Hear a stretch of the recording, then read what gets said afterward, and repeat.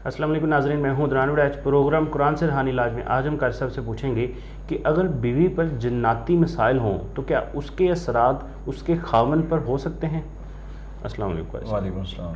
जी, कैसे इस वाले से बताइएगा। अल्हम्दुलिल्लाह वकफ़ा वस्सलातु वस्सलामु अला रसूलिल्लाह अम्मा बाद। अदनान भाई, सबसे पहले तो याद रखें जी, अगर बीवी पर जादू का मसला है या जन्नाती मसाइल का, उसकी वजह से साथ रहने वाला खामद है, बच्चे हैं, उन पर मसाइल का बनना, उसमें मुख्तलिफ़ तरह के मसाइल हो सकते हैं। बाज़ मसाइल जो हैं, बाज़ किस्म के जादू जन्नात के मसाइल जो हैं वो सिर्फ बंदे तक रहते हैं। जी, ठीक है। बाज़ किस्म के मसाइल जो हैं वो माहौल को डिस्टर्ब करते हैं। जी, बाज़ किस्म के मसाइल जो हैं वो साथ रहने वालों पर असरअंदाज होते हैं। मसलन अच्छा, जादू की वजह से खौफ का मसला है या जिन्नात की वजह से खौफ का मसला है, जी, वो बीवी को है, वो बीवी तक ही रहना है।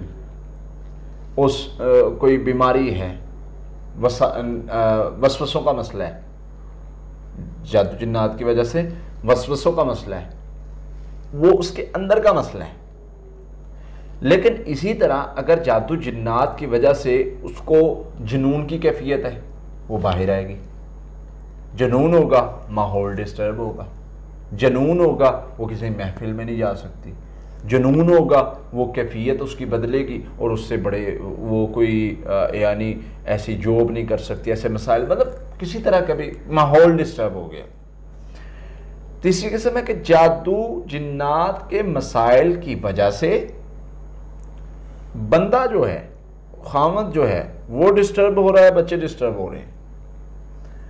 यहां पर हमें रुकना पड़ेगा, यहां पर देखने का वजह क्या है। बाल मरीजों में हाजिरी होती, हाजिरी का मसला है, बीवी में हाजिरी का मसला है, उसकी वजह से सामने मतलब वो खामद जो है वो डिस्टर्ब हो रहा है। एक होता है डिस्टर्ब होना, परेशान होना, उसकी वजह से मसाइल का शिकार होना। एक होता है कि उस जादू जिन का असर उस पर होना। जी, दोनों चीज़ें पॉसिबल है। अच्छा, बीवी को मसला है तो उसका असर अगर खामद पर हो रहा है, जी, खामद पर कैसे हो सकता है? खौफ हो सकता है। मसलन बीवी को जादू जिन का मसला है, खामद डरता ही उसके पास नहीं जा रहा, ठीक है, उसमें हाजिरी होती है, ये डर ही जा रहा है, इफेक्ट तो कर रहा है ना। चाहे जिन में इतनी ताकत नहीं है कि उस खामद, बसा औक़ात नफ्सियाती मसला होता है, बीवी का नफ्सियाती मसला है और वो जिन्नाती कैफियत की तरह रिएक्ट कर रही है, बंदा उससे भी डरी जा रहा है, तो बसा औक़ात खौफ कहीं ना कहीं असरअंदाज होता है। अच्छा, इसके साथ साथ जो है वो एक कैफियत होती है, ख़ासकर वो मस्सु शैतान जो आशिक जिनका मसला है, उसमें बड़ा ये मसला बनता है। उसमें तो ये कंडीशन होती है कि अगर बीवी को मसला है तो उसका असर उसके खावन पर भी होगा, खामद पर बिलौला होगा, जनरली होगा, जनरली होगा, और उसका खामद बराह रास्त उसका शिकार होगा। मसलन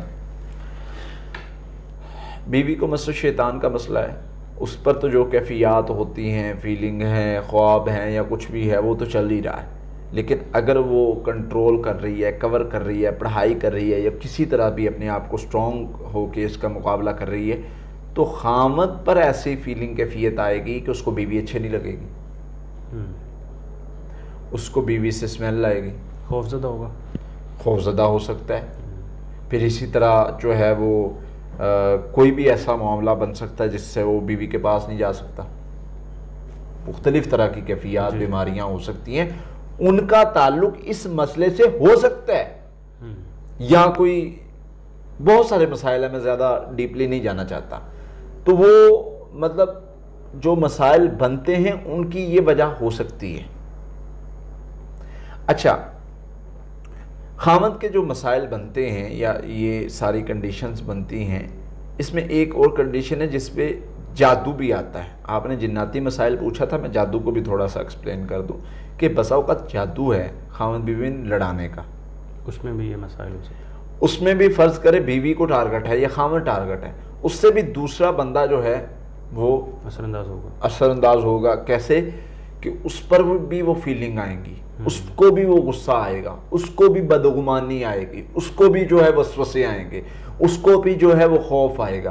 और गुस्सा, खौफ, बदगुमानी, वसवसे, इन सारी कंडीशन से तो लड़ाई बनती है। जिन आके घरों में लड़ाई डालने के लिए हाथ पकड़ के नहीं लड़ाता, या वो सामने आके कोई चीज दिखाता है, देखो ये, वो तो माहौल पैदा करता है। तो इस वजह से भी सामने वाला बंदा जो है वो उस पर असर पड़ सकता है। अच्छा, अब एक बंदा, मेरा ये मानना है खावंद बीवी में अगर एक डिस्टर्ब है तो कोशिश करे दोनों पढ़ाई करें। अच्छा, ज़्यादा अगर आप चाहते हैं कि फ़ायदा हो, उसका असर ख़त्म हो, उसके मामला जल्दी रिकवर हो, तो दोनों पढ़ाई करें। दोनों पढ़ाई करेंगे तो उससे क्या होगा कि जिस बंदे पर असल मसला है, बसा औकात ऐसे होता है कि हम आपका इलाज कर रहे हैं, आपके किसी साथी का मसला है, ठीक है, फैमिली मेंबर का मसला है, फीलिंग आपको आ रही है, फीलिंग, कैफियत, वो सिम्टम्स आप पर हो रहे हैं, लेकिन जब हम तशख़ीस करते हैं, इलाज शुरू करते हैं, तो आप में जादू नज़र ही नहीं आता। हम कहते हैं यार कैफियत सारी जादू वाली हैं, जिन्नों वाली हैं, लेकिन जादू नहीं महसूस हो रहा। पता चलता है कि जादू का जो मेन टारगेट है वो तो कोई और है। तो इसलिए हिफाजती पढ़ाई, सिंपल, ज़्यादा चीज़ें नहीं, हिफाजती पढ़ाई दोनों करें। औज़ुबिल्लाहि मिनश शैतानिर रजीम 300 बार मिला लें, उसमें ला हौला वला कुव्वता इल्ला बिल्लाह 300 बार मिला लें। फिर इसी तरह जो है, बल्कि इतनी काफ़ी है जी, इसके साथ दम सुन लें दोनों। अगर नहीं पढ़ा जाता, कम से कम दोनों दम तो लाजमी सुने ना। तो ये करने से जो है खामद का बीवी पर असर हो रहा है, बीवी का खामद पर असर हो रहा है इंशाल्लाह। तो अल्लाह की रहमत से, अल्लाह के फजल से, इस पढ़ाई से, इस दम से वो असर जो है वो ख़त्म होना शुरू हो जाएगा, मामला बेहतर होना शुरू हो जाएंगे इंशाल्लाह। बहुत शुक्रिया कर साहब जी। नाज़रीन, अगले प्रोग्राम में फिर हाजिर होंगे, तब तक के लिए अल्लाह हाफ़िज़। क़ातिलूहुम युअज़्ज़िबहुमुल्लाहु बिअयदीकुम